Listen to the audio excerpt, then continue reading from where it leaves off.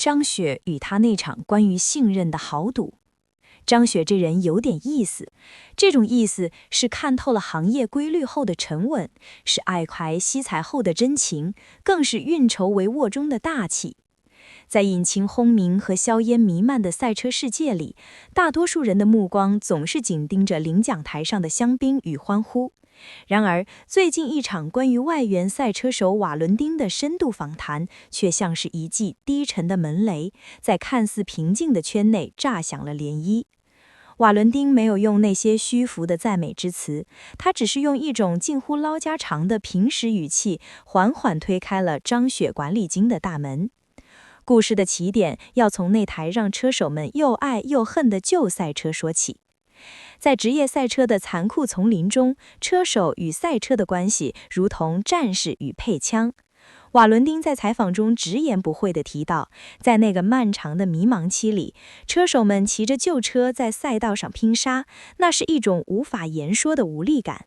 每一次过弯时的迟疑，每一次冲线前那口提不上来的气，都像是一根根细小的钢针扎在车手的自尊心上。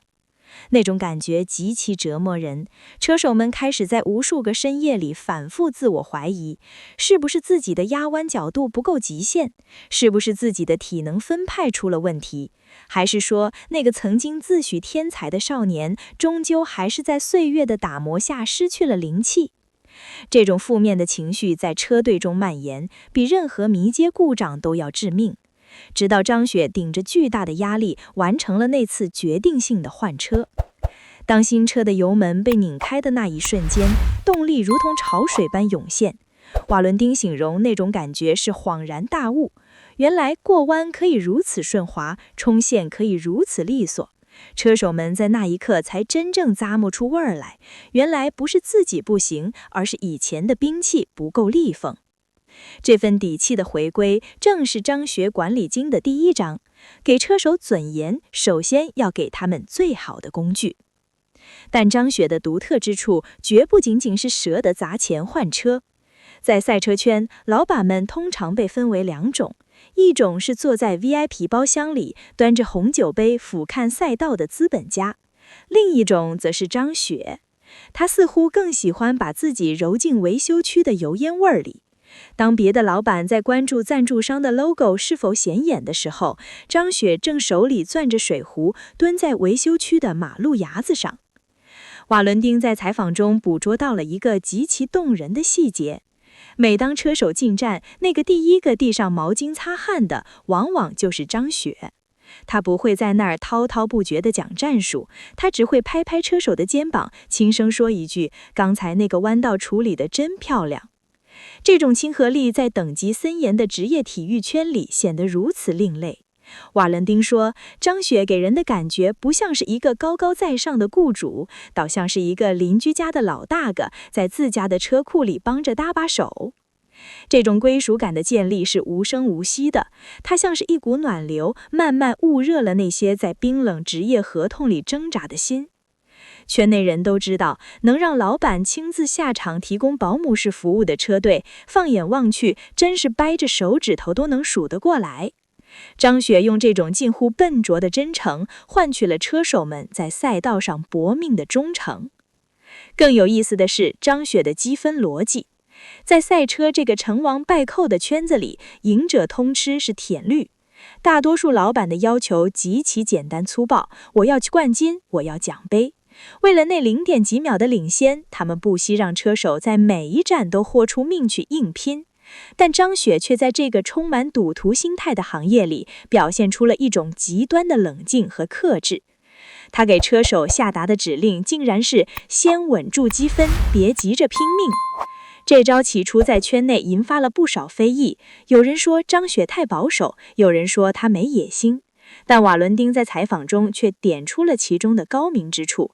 张雪让车手们先把能拿到的积分攥在手心里，像种地一样一分一分地攒。他告诉车手，等积分垫底稳固了，我们有了退路，那个时候才是你们放手一搏的时候。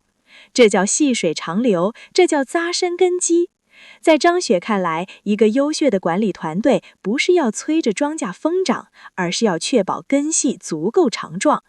这种先稳后冲的策略，让车手们在赛道上少了一分急躁，多了一分从容。瓦伦丁把这些感受揉碎了讲出来，语气里有一种发现新大陆般的惊喜。他说，张雪这个老板实打实，他从不画大饼。他说给资源，就真的把好车送到你面前。他说加油，就真的站在太阳底下陪你流汗。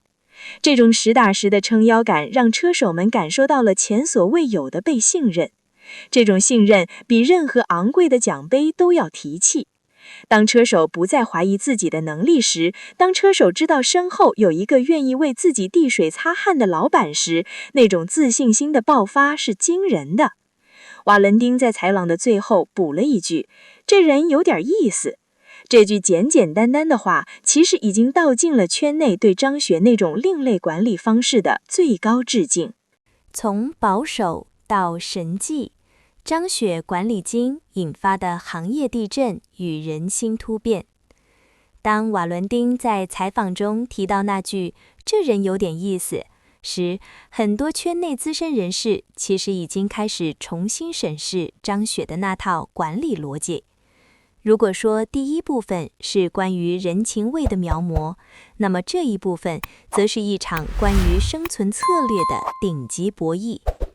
在赛车这个每一秒都烧掉万金的行业里，张雪的先稳积分再冲成绩曾被视为一种不折不扣的异类。逆向思维，为什么不急着赢反而能赢？在传统的赛车管理中，老板们往往追求的是瞬间的爆发力和流量的红利。他们要求车手在每一场正赛中都像疯子一样去争抢头位，哪怕伴随着极高的撞车风险和机械损耗。在那种环境下，车手是紧绷的弦，稍微一点风吹草动就可能崩断。张雪却反其道而行之，他给车手们算了一笔账，如果每一站都豁命去冲，结果可能是拿了一个分站冠军，却因为另外3站的退赛而导致年度总积分垫底。瓦伦丁在采访中透露了一个从未公开的细节，张雪曾私下对他们说，咱们不玩那种昙花一现的游戏。他要求车手们在比赛前半段必须保持绝对的理智，哪怕被对手超越，只要在积分区内就必须稳住。这种击溃步以至千里的打法，起初让那些血气刚方的年轻车手感到憋屈，甚至有人私下嘀咕，咱们老板是不是怕输？然而，随着赛季的深入，奇迹发生了。当别的车队因为过度激进导致零件耗尽，车手心态炸裂时，张雪的车队却像一辆精密的时钟，每一站都稳稳地带回积分。当积分榜的排名像蜗牛爬树一样一点点往上挪到让竞争对手感到脊梁骨发凉的位置时，大家才恍然大悟。这种先扎深根基的打法，本质上是在消除车手的后顾之忧。瓦伦丁感叹道，当你手里攥着足够的底牌时，你在最后一站冲刺的那种狠劲，才是真正的无人能挡。维修区的灵魂，当老板变成了战友。瓦伦丁在采访中反复提到的一个词是实打实。在赛车圈，画大饼是常态，谈梦想是惯例，但真正能把大饼变成好车，把梦想变成维修区里的一瓶温水的，只有张雪。这种管理方式在圈内引发了热议，有人质疑，老板亲自递水擦汗会不会削弱管理者的威信？事实给出了响亮的耳光。瓦伦丁直言，正因为看到了张雪蹲在赛道边流汗的样子，车手们在赛道上才更不敢松懈。那是一种超越了雇佣关系的契约感。当车手在时速200公里的极限状态下感到孤独时，他会想到维修区里的那个穿着普通工装的、随时准备接应他的身影。这种精神上的支撑力直接转化成了赛道上的战斗力。很多外援车手来到中国赛场，起初都是为了高额的薪水，但在张雪这里，瓦伦丁说他找到了一种久违的职业尊严。这种尊严不是靠领奖台上的奖杯给的，而是靠老板在赛道边那一个肯定的眼神给的。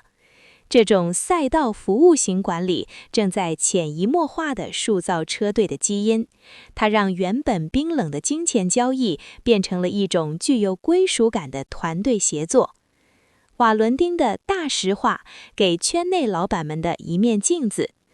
瓦伦丁的这场采访之所以能引发圈内热议，是因为他戳破了一层窗户纸。长期以来，很多车队陷入了一个死循环，成绩不好就怪车手能力不行，车手能力不行就换人，换了人如果车子依旧不给力，就继续互相埋怨。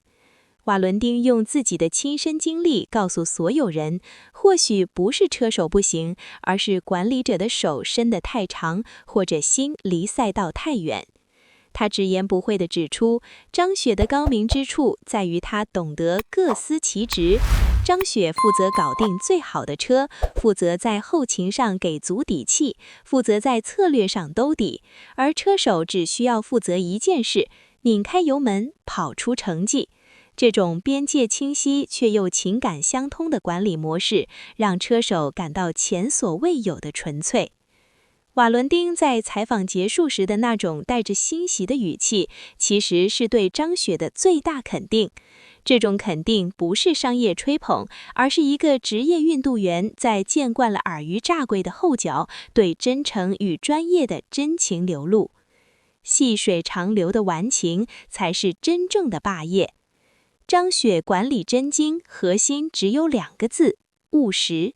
在这个喧嚣的追求快钱和瞬间流量的时代，他愿意蹲在地上，一分一分地攒积分，一瓶水一瓶水地递给车手，一台车一台车地去更新设备。他用这种看似最慢的方式，跑出了圈内最稳的阿速度。瓦伦丁的采访像是一篇名为《张雪管理真经》的书眼，它不仅揭示了一个成功车队背后的细密，更给整个赛车圈提供了一个参考范本。在追求速度的赛道上，有时候慢下来去听听车手的心跳，去摸摸赛车的零件，去稳稳地攥住每一分积分，才是通往最终冠军的最快路径。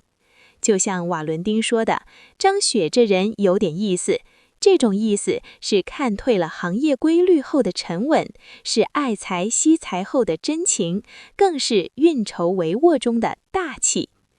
未来的赛道上，这种细水长流的力量注定会激起更大的浪花。感谢您观看视频，如果您觉得这期时事通信有用，请不要忘记点赞、评论和订阅。祝您生活愉快，充来活力，再见。